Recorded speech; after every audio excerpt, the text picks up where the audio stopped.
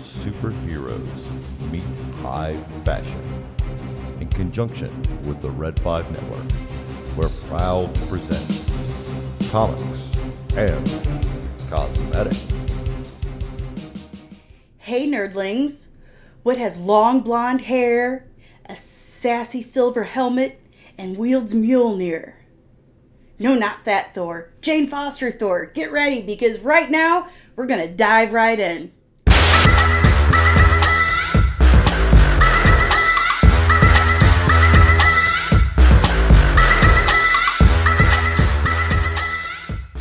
What is up, nerdlings, and welcome back to my channel!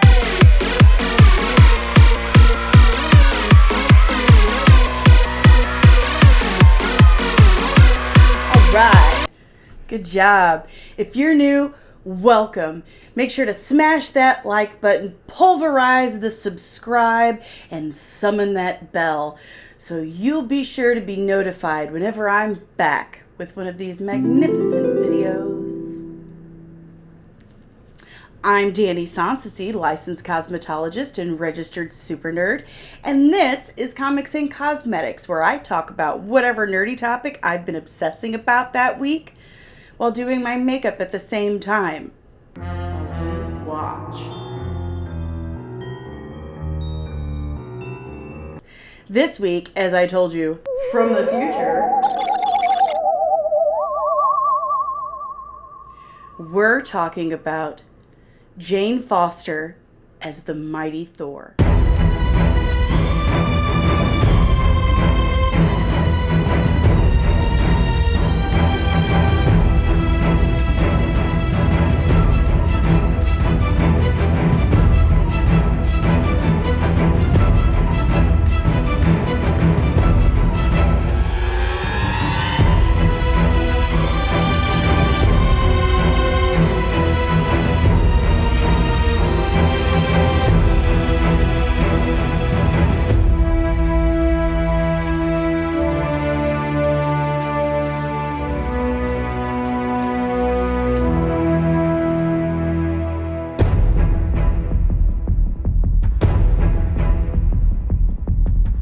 Now, before we get started, I just want to let you guys know that we now have a Patreon. You can sign up and subscribe to our Patreon to get behind the scenes stuff, extra content, tutorials. And if you sign up for the highest tier, if you decide to become a super sexy nerdling, I will send you a shirt.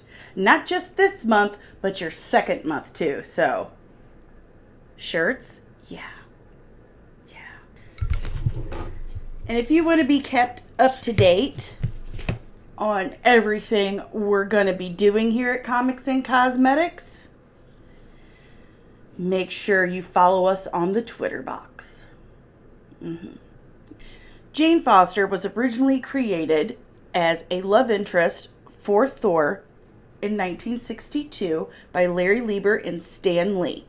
She first appeared in Journey into Mystery number 84 in September of 1962. She's looking pretty good for being over 60 years old. Yeah?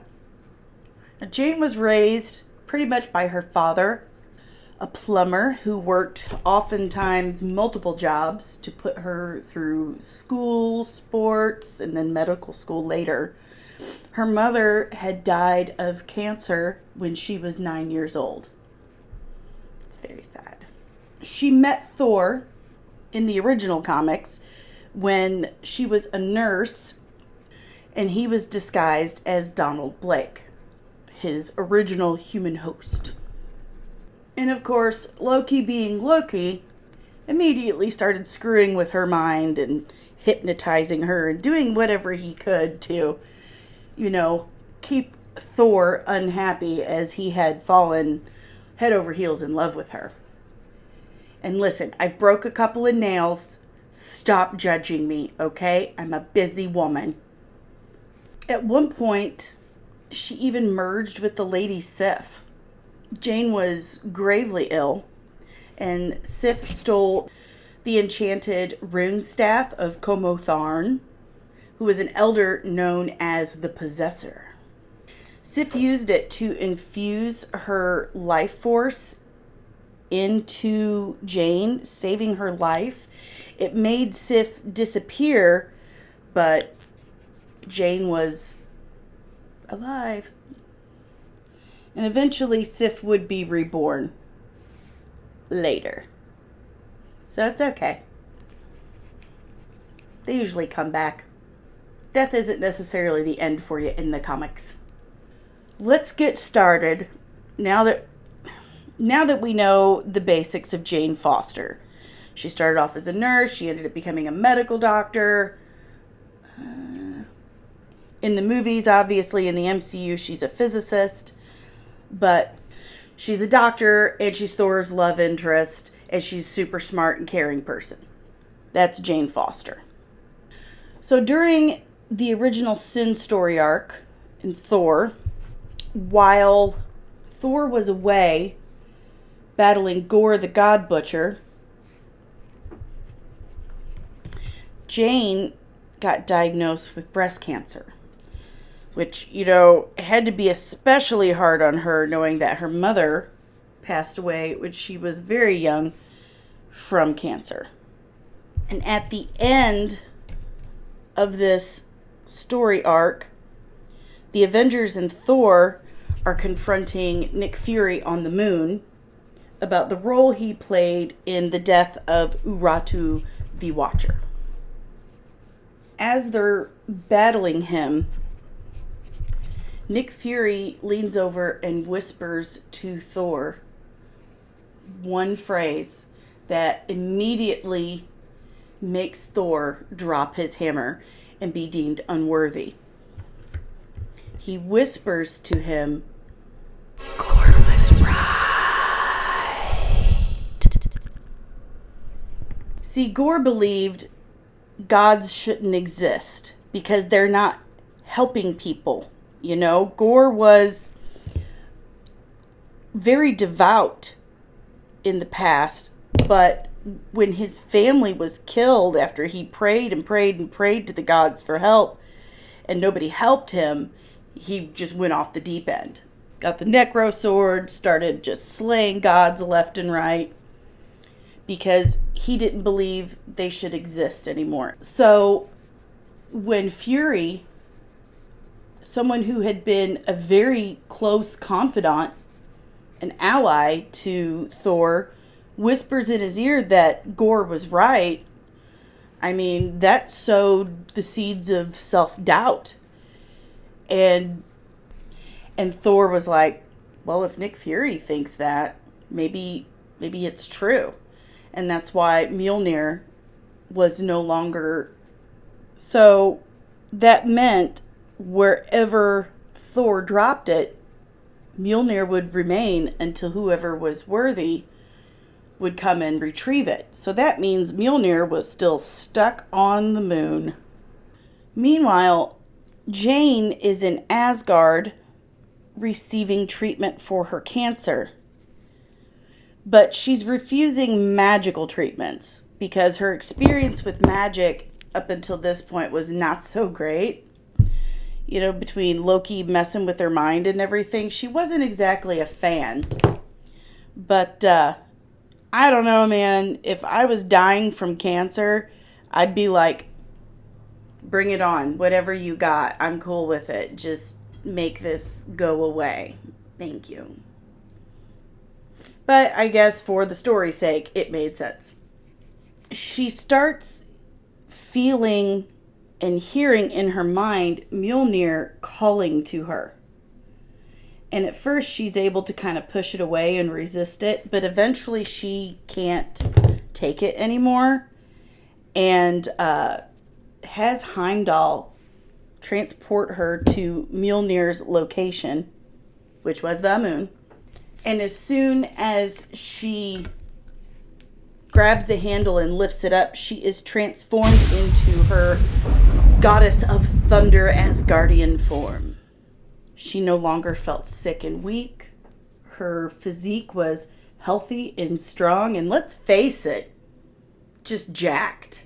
She was straight jacked and loving it. And her hair was blonde. I mean, that would be handy, but it put me out of a job, so. One afternoon, after Jane had, picked up the hammer, she's receiving her chemo treatments on Earth.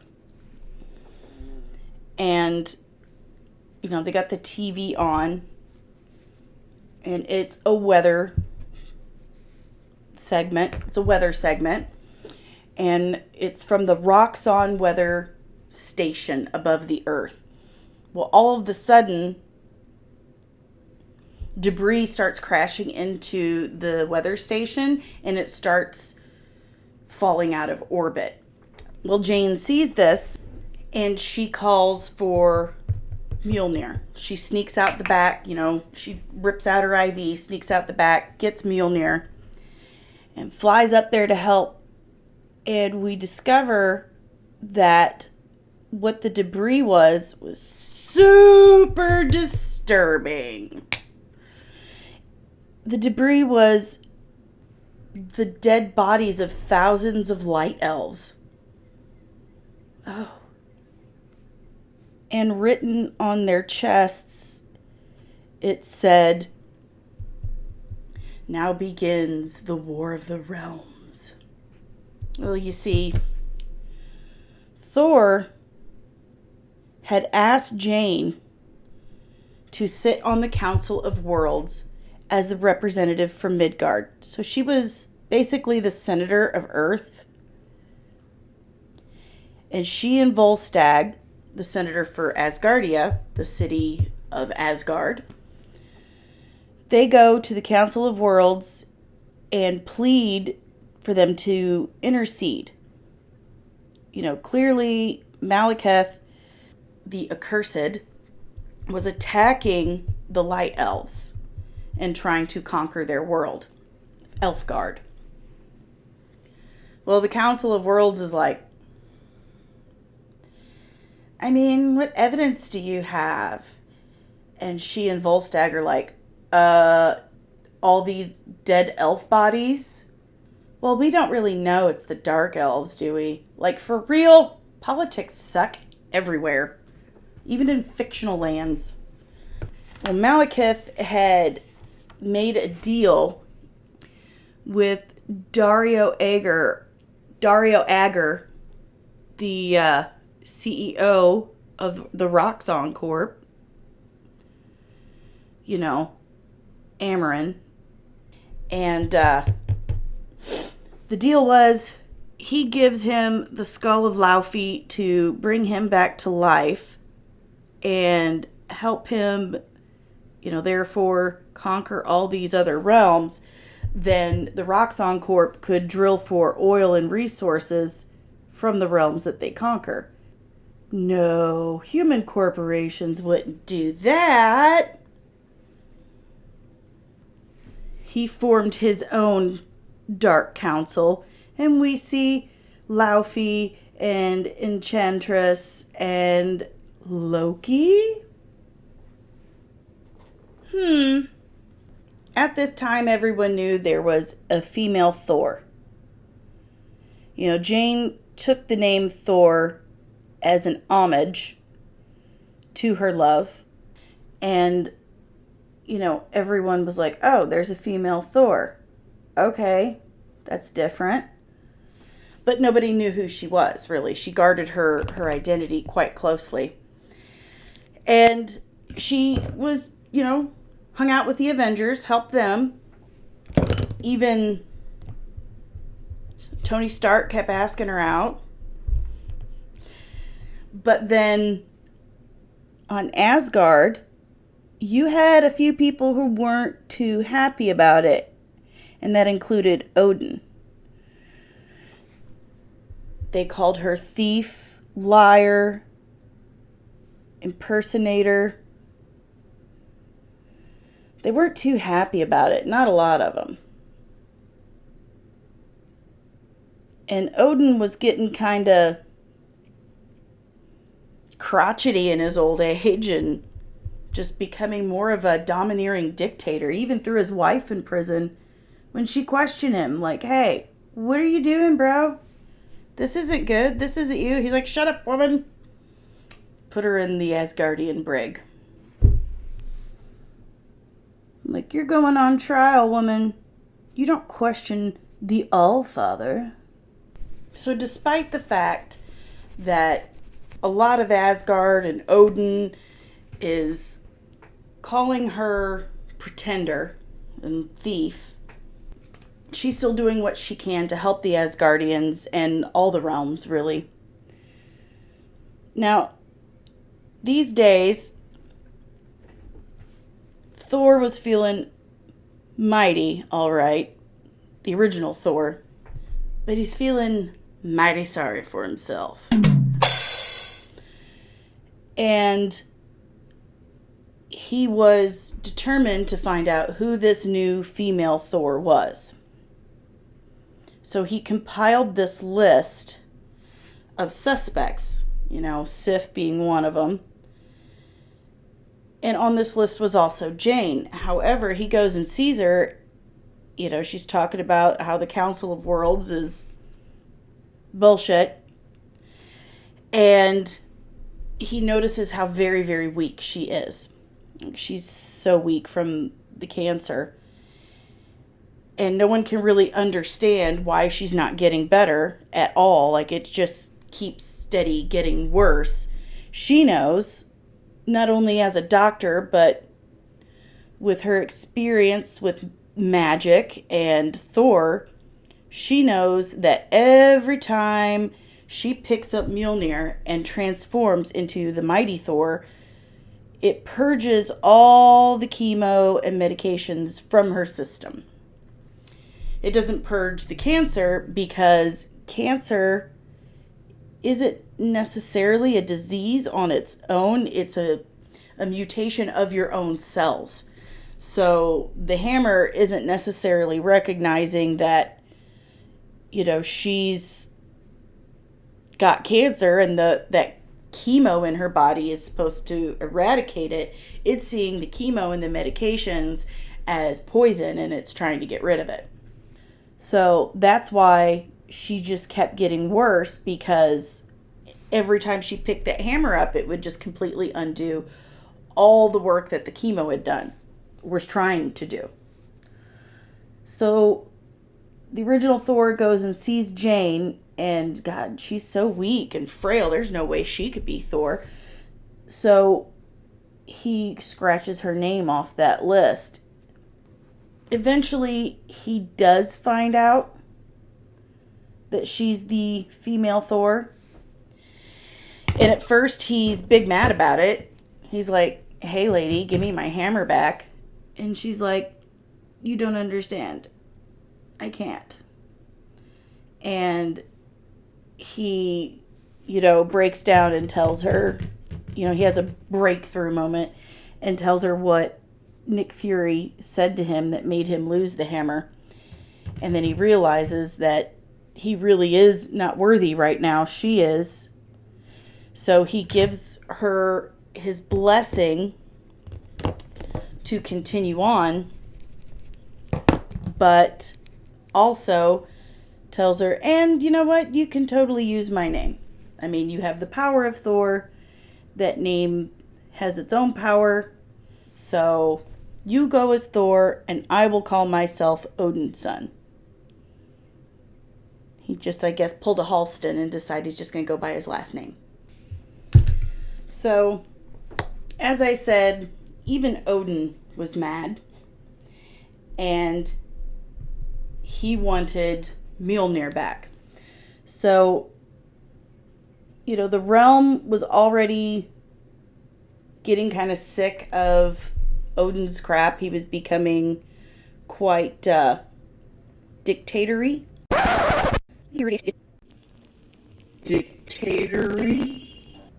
And he calls in his psycho brother, Kull Borson, to help. He's like, yeah, there's this female Thor running around. She's calling herself Thor, and she's not. So I need you to go find her, attack her, and get my damn hammer back, because it shouldn't shouldn't be hers.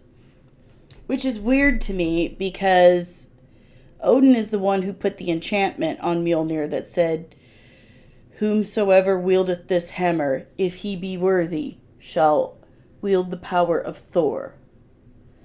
Okay, so why are you big mad about it? I guess because he thought he should be worthy? I don't know. Well, Kull possesses the Destroyer armor, and he attacks Thor. And for a second, he actually knocks the hammer out of her hand, but then she calls it back and just totally stomps his ass. And even Freya's like, "Odin, WTF, what are you doing? Why did you get your psycho brother involved? You know you can't control him." He's like, "Shut up, woman! "Back to your cell. You're on trial soon." Well, Odin's son and Freya team up with that list of women he had compiled that could possibly be Thor. And they help Jane Foster Thor battle Kull in the Destroyer armor and his Thunder Guard. Like, haha, I win now, because I have friends. She was even a member of the Avengers, even though they still didn't know who she was, until Kang the Conqueror whoops her into the future a few days, and it separated her from her hammer long enough for Sam Wilson to catch her turning back into herself. Whoopsie doodles. Well, he promises to keep her secret, and that was very nice of him. During Hydra invading the U.S. and trying to take over, Jane Thor goes to DC to help out. And it was there that Lady Hydra used a shard of the Cosmic Cube to change the enchantment on Mjolnir. And what she changed it to, it went from, the most worthy to the strongest. The worthiest man to the strongest man. And so what happened was an alternate version of Captain America was the one who was able to wield the hammer. It's like, oh shit. And he was actually able to defeat her and banish her to another dimension. But it's okay, she comes back. Now, Jane's cancer continued to get worse, as we've discussed. And she found herself having to, change into Thor more frequently just to, I guess, survive. And Malekith and his Dark Council continued their war on the realms. Well, he got clever with Elfheim, and instead of, he kind of played a misdirect, like, "Oh, we're attacking you with violence. We're attacking you with violence." And then secretly, he had Enchantress in there, and she enchants the queen of Elfheim, the queen of the Light Elves, into marrying Malekith. That the only way to resolve this war without any more bloodshed is that we get married and we combine our people. And she's like, okay. And so they get married, and his 3 weird witches conduct the ceremony. And as soon as it's all said and done, as soon as the ceremony is over, she comes to, and she's like, "What have I done?" And he locks her in prison, and he takes over Elfheim. Man. So as her cancer continues to grow and just ravage her frail body, Doctor Strange tells her, if you turn into Thor one more time, it's going to kill you. You can't keep doing this. You're going to have to put the hammer down for a while. Just long enough to get treated This is a terrible disease, and every time you're picking up this hammer, yeah, you may feel good, but I mean, it's killing you at the same time. So she does, for a second, she puts it down in order to get the treatment she needs and allow it to actually work. But of course, disaster happens, and Mangog was hurtling Asgardia into the sun. So she felt she had no choice but to pick the hammer up once again and save Asgard. That was Mangog's goal always, was to kill all Asgardians. So she picks up the hammer and she goes to save them. She actually hurls Mangog into the sun, but he comes back.